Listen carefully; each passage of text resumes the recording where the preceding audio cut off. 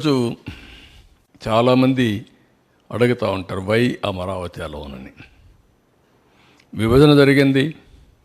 విభజన జరిగినాక అప్పట్లో 13 జిల్లాలు. 13 జిల్లాలను మీరు చూస్తే స్ట్రైట్గా ఏ పక్క గిర్ర గీసిన, ఈ పక్క మడకసిర లాస్ట్, ఈ పక్క ఇచ్చాపురం, ఇంకొక స్ట్రైట్గా కొద్దిగా ఇట్లా వస్తే కుప్పం.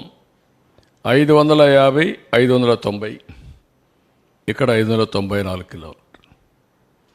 ఎటు చూసినా సమదూరం ఉండే ఏకైక ప్రాంతం అమరావతి. ఎవరు బుద్ధి జ్ఞానం ఉండే ఏ వ్యక్తి అయినా సరే దీన్ని ఏమాత్రం కూడా డిఫర్ కారు మనిషి అనేవాడు. అదే మాదిరిగా ఆ పక్క 12 పార్లమెంట్లు, ఈ పక్క 12 పార్లమెంట్లు, 13వ పార్లమెంట్ ఇక్కడ వస్తుంది. దేనికంటే సైంటిఫిక్ బేసిస్ మీకు ఏం కావాలి అమరావతి నిర్ణయించడానికి?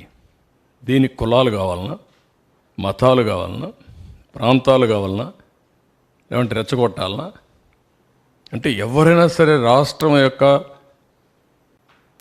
భవిష్యత్తును ఆకాంక్షించే ఎలాంటి వ్యక్తి అయినా సరే, అతను కరుడుగట్టిన ఉగ్రవాది అయినా సరే దీనికి ఒప్పుకొని తీరాలి.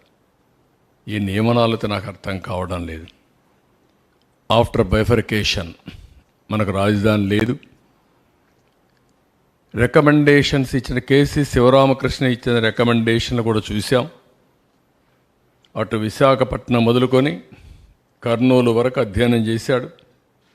అధ్యయనం చేసిన తర్వాత ఎక్కువ మంది ఎక్కడ రాజధాని ఉండాలి అంటే విజయవాడ, గుంటూరు మధ్యలో ఉండాలని అందరూ చెప్పే పరిస్థితికి వచ్చారు.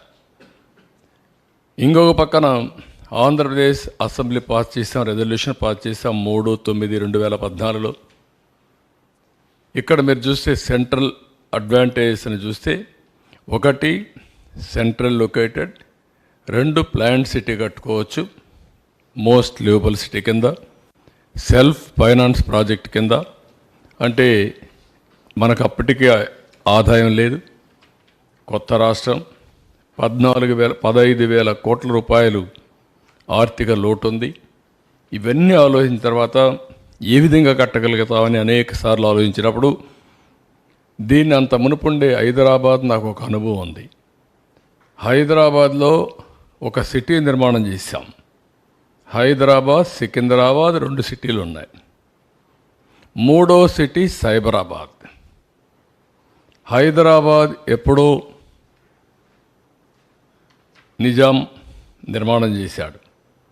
తర్వాత సికింద్రాబాద్ అభివృద్ధి అయింది బ్రిటిష్ వాళ్ళ పీరియడ్లో, ఆ డిఫెన్స్ అవన్నీ వచ్చి. ఆ తర్వాత నేను వచ్చిన తర్వాత సైబరాబాద్ నగరం. సైబరాబాద్ అందరూ అన్నారు ఇదేంటండి ఈ పక్క తీసుకుపోతున్నారు, వాస్తుకి ఎక్కడ నార్త్ ఈస్ట్లో డెవలప్ అవుతుందని కూడా మాట్లాడారు. నేను అన్నాను నాకు ల్యాండ్ అక్కడే ఉంది, అక్కడే డెవలప్ అవుతుందని చెప్పాను.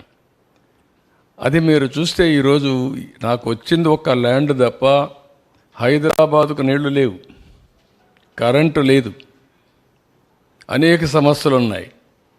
ఒక అడుగు నేను వేసాను, ఒక అడుగు కలిసి వచ్చి బ్రిక్ బై బ్రిక్ నిర్మాణం చేశాం. 9 ఏళ్లలో ఒక ఎకో సిస్టమ్ క్రియేట్ చేశాం. ఈరోజు ఎవ్వరు కూడా దాన్ని రివర్స్ చేయలేని పరిస్థితి తీసుకొచ్చాం. నీళ్లు లేవు.